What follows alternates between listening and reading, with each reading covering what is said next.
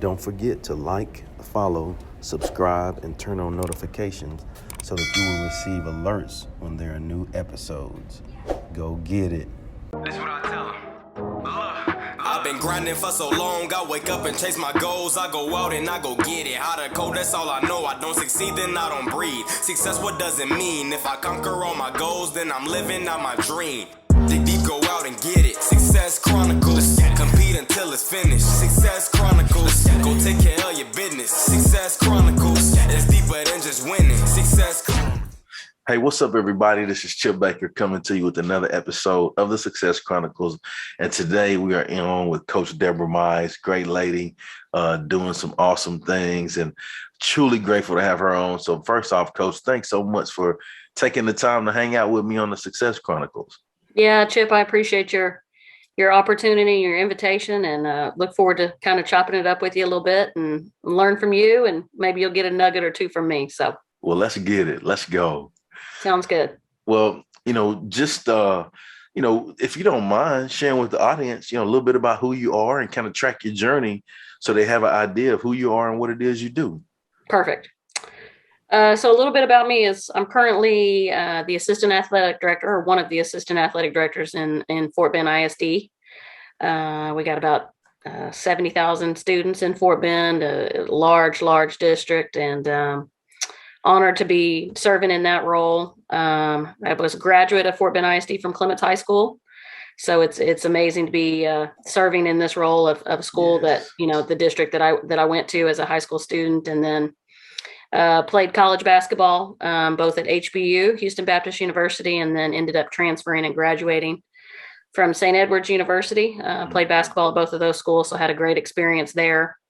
And then ended up getting my master's and principal certification kind of later on in life at the U of H at the University of Houston. So that's what I was doing for a while. And then had my major coaching career was at Hightower High School in Fort Bend. Mm-hmm. Was the girls basketball coach and campus coordinator there for 14 years. That's awesome. Such a neat journey. What are three things you've accomplished in your life that you're proud of? Well, it's hard to narrow down to three. And I credit a lot of my success, both as a professional and as a coach and a leader, with really my assistant coaches that worked with me.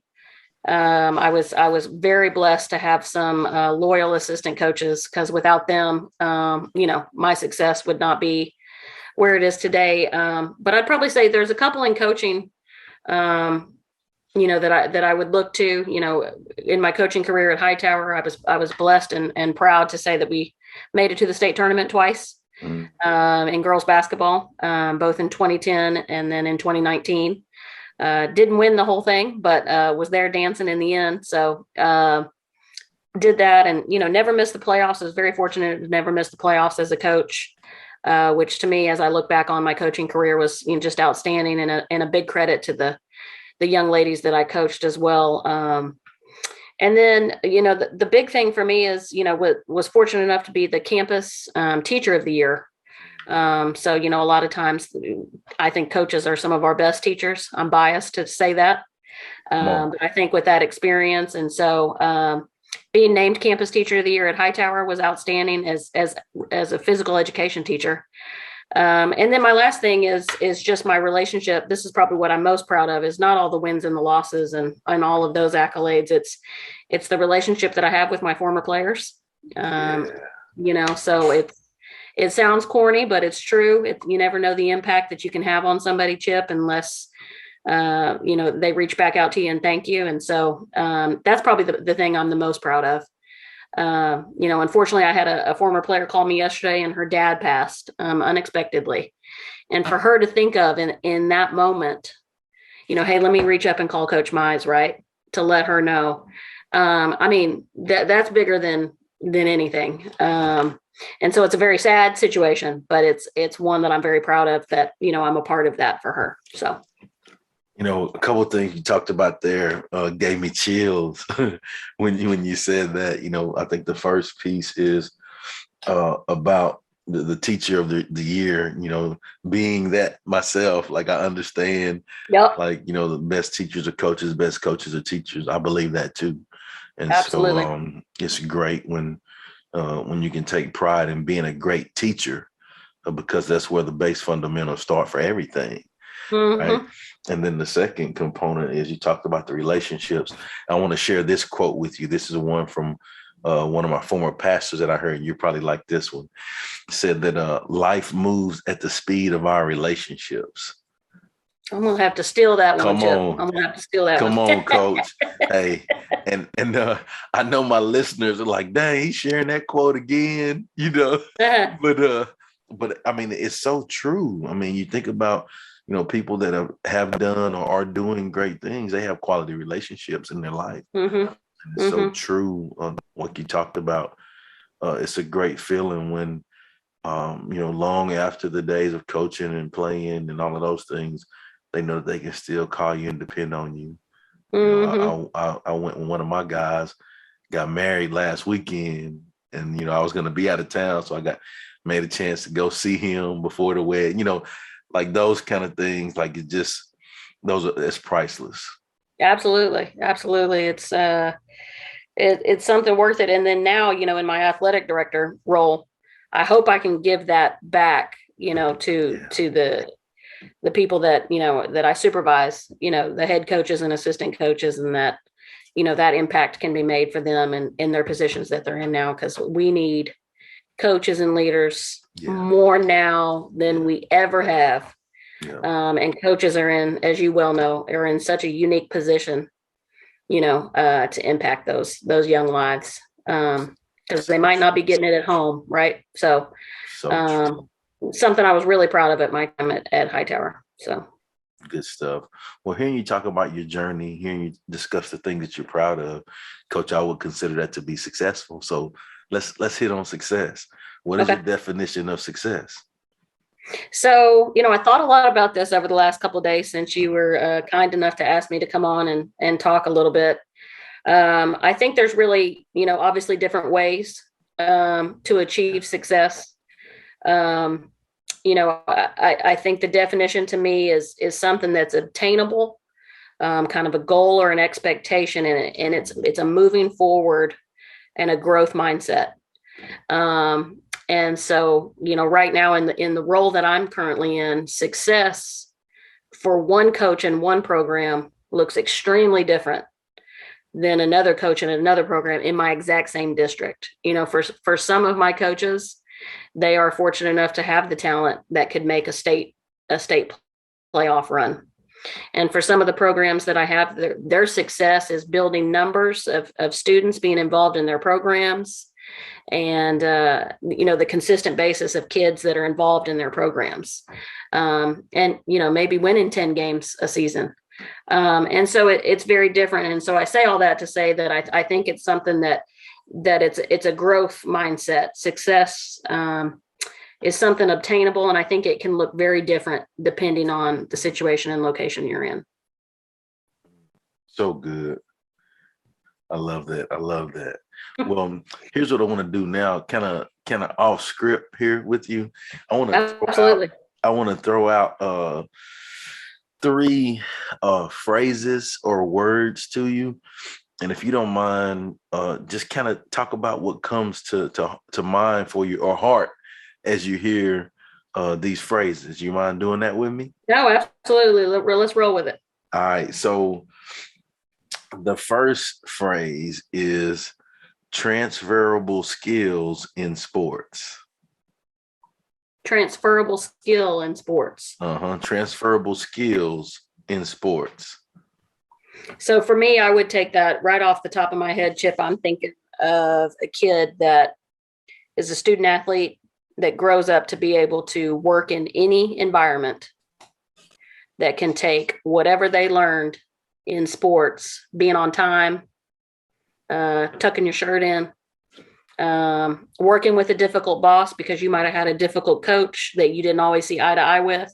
And your parents taught you to go in and speak on your own behalf, right? So I would take those transferable skills in sports to make it real life.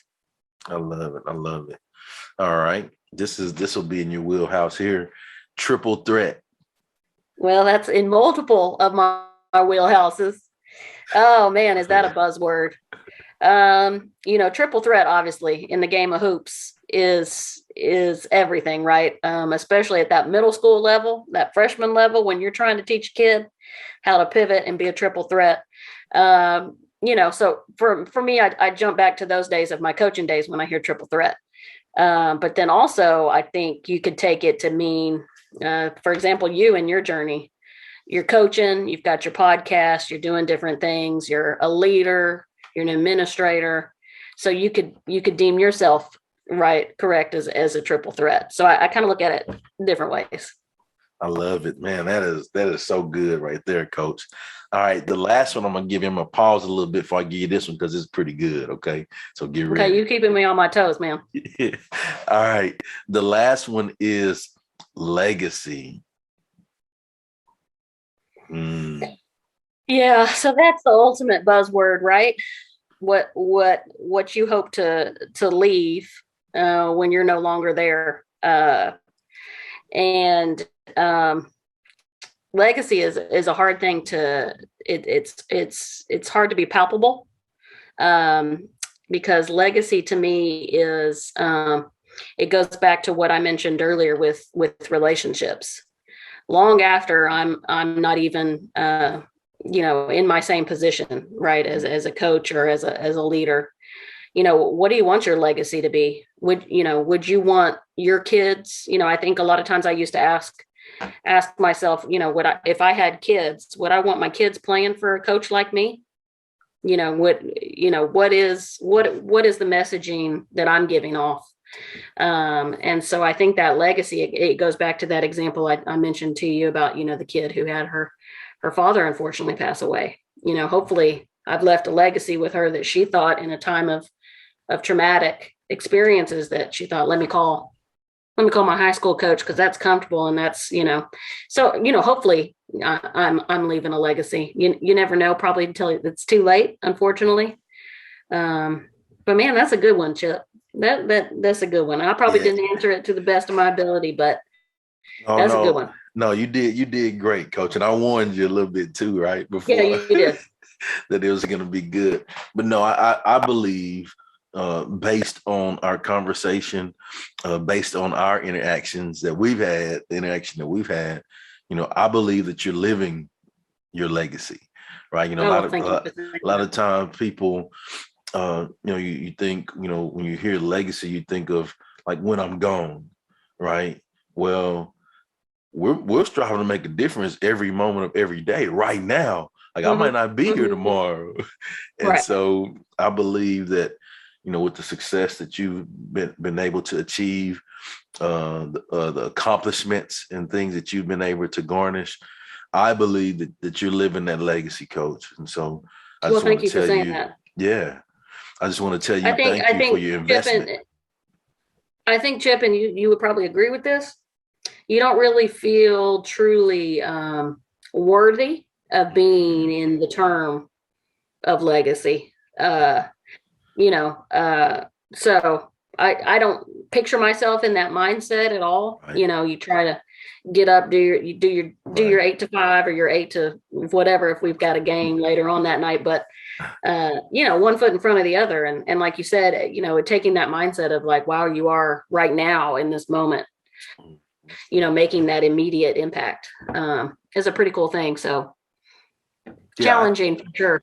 Yeah, oh, no doubt. And I think too, how you said it, like a lot of times we don't think about that. I think if you're doing it right, you're just doing your thing. Right. Like you said, like I'm not doing it to spotlight or to gain anything. No, man, I signed up. I love this. Let's go. It's not about all that other, like, man, like I love this. Let's get it. Right. And in that, when we understand it, it is the legacy, and those kids can come back and quote things that you say, and tell you that they're living, a life like you taught us, earlier. Oh man, this works in life too. What you taught us in basketball, Coach. Those kind of things. It's always a blessing when you can have that. Well, in closing, Coach, I'd love for you to have an opportunity to share with the audience so they can go follow you and check you out and show you some love with all of the amazing things you have going on. Yeah, I would obviously first I'd like to shout out my school district, Yes. Fort Bend ISD. So, we're on Twitter, just like, a lot of other school districts, and we're doing great things. And so we're, at Fort Bend ISD Athletics on Twitter. And then I've got my own personal Twitter at DMize10, MIZE10. And so, I do some things on there with social media. I don't have the time. I try and run the Fort Bend Twitter as much as I can as well. Because I'm biased, Chip. I went to school here. I coached here. But the Fort Bend is a gold mine for talent. And, we're a force to be reckoned with in all sorts of different sports. And so that's my shout out here today is really, it's not about me. It's about, the brand of what we're trying to do down here. But, you asked me one other question too, before we log off. And I think there's certain things with success that you can't have success if you don't have some of these things. And one of those main things that I think gets overlooked a lot is the word of consistency. And I think, we get caught up in the mindset of what the future goal is, but you can't get there. And that was one thing I really strive to do. I really hoped I did really well is consistency of trying to get, what does the daily look like? And so I think I was blessed with talented athletes. I wouldn't have been the coach I am without them. But, I think it's that consistency piece that I think that we overlook sometimes of the mundane activities that we do, Chip, that you get tired of, but it's like, well, that's the path to success. So that would just be my last little, nugget of, I just think consistency and vulnerability, on being a leader is huge now to involve success. So good. I agree with that as well. That's the magic C word, actually. Absolutely. When you can have consistency in everything you do, I think I'm gonna just tell you this. Like now you're coming in my lane, coach, because that's what I believe. I love you're gonna get me started. Mm-hmm. I love consistency because I think it builds that trust. Right. Mm-hmm. I think first it builds that self-trust because it shows you that you're capable of achieving great things. But then secondly, it shows everybody around you that you're trustworthy. Right. Absolutely. Your money and they know what they're going to get from you. And so, like you said, as a leader, as a teammate, as anything you're doing in life, if you can have consistency, like I think consistency is synonymous with success. Absolutely. Couldn't agree with you more. Yeah. Well, Coach, again, thank you so much for taking the time to interview with the Success Chronicles. Appreciate all you do, and I wish you continued success. Well, much love to you too as well. And once again, I'm honored and privileged to be a part of this. And thank you for thinking of me and wish you the best of luck in your upcoming school year and all that you're doing. All right. Thank you. And thank you guys for checking out this episode. We'll see you next time. God bless. Go get it.